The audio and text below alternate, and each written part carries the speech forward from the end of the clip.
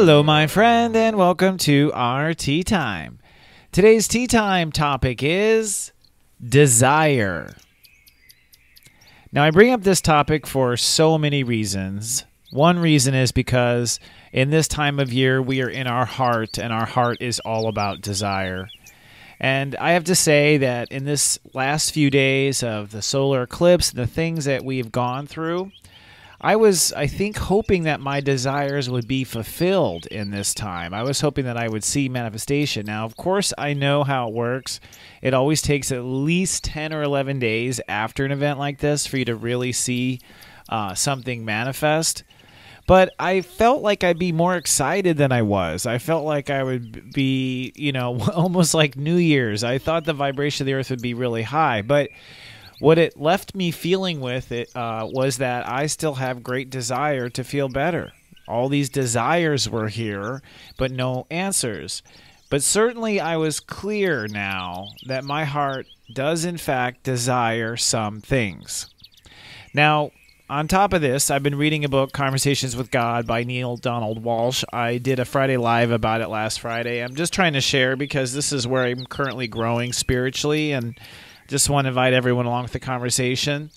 And one of the things that's in this book and that Neale Donald Walsch and God talk about has to do with desire. In fact, they're talking about manifestation and how things manifest. And one of the big points of the book is that human beings are kind of asleep because we're not really proclaiming our intention. We're not saying clearly with our whole heart that we intend to awaken the species, that we're not having that intention. And what God says in this book is, hey, anything that you have this much of intention on will come to be. You have to be clear on the intention. But God goes on to kind of explain that there's an architecture of consciousness that sort of happens, and it begins with desire. Desire is the beginning. And what God says is our soul has a primary desire to exist being itself. So our primary desire is to be us. That's our core DNA, if you will.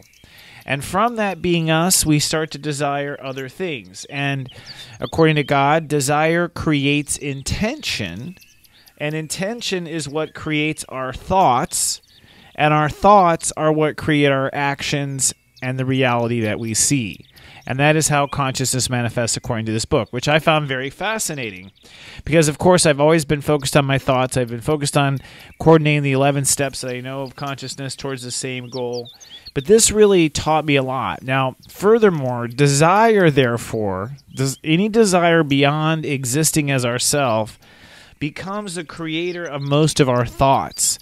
And I see this is where Buddhism was going. And I see where Master Buddha was going with this idea that Buddhists will detach from their desires, and perhaps that was to literally liberate the mind and liberate our thoughts. Because yes, our thoughts are quite often obsessed with our desires, and so is mine. You know what I mean? Like, even serious joy. I didn't think there was anything wrong with that, being obsessed with serious joy and happiness and yada, yada, yada.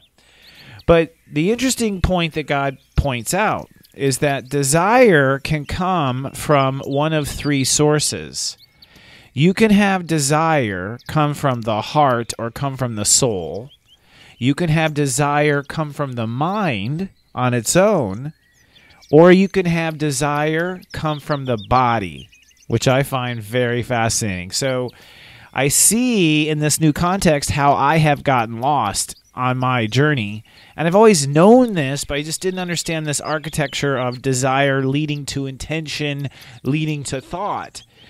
Many of my desires, honestly, have come from the body. I'm a Taurus, so I really like to indulge in food and wine and sex and all these human things. And my body actually has a lot of desires, and I of course have them in check. I'm a very frugal guy, but I could easily see myself just throwing it to the wind and, spending my whole life doing nothing but looking for good food. You know what I mean? Because it's in my Taurus body's nature.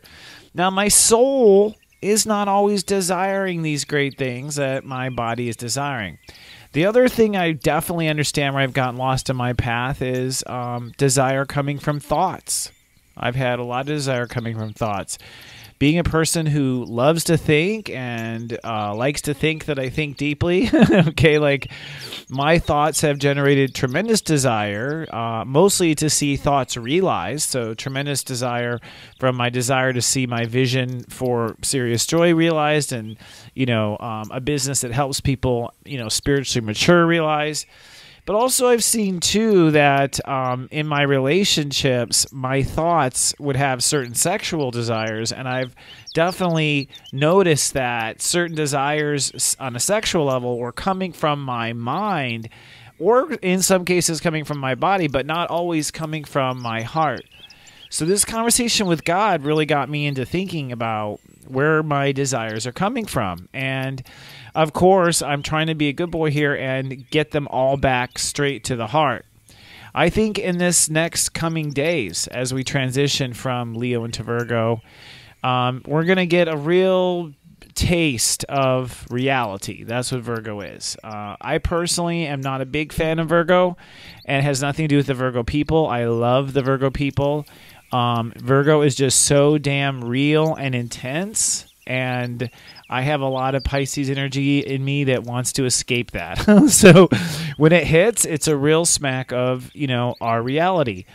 But it also is going to unveil, and for me too, where my true desires are coming from. Because if I understand and re-navigate my desires back to my heart, then from what I'm understanding from this book and from what I'm understanding from my own growth, then having my heart be my where my desire comes from the most, or focusing on my heart's desires over my mind's desires, my heart's desires over my body, so giving my heart's desires priority seating and VIP access, so to speak, I'm going to see as we move into Virgo if this doesn't actually start to change my intentions and actually begin to change my thoughts.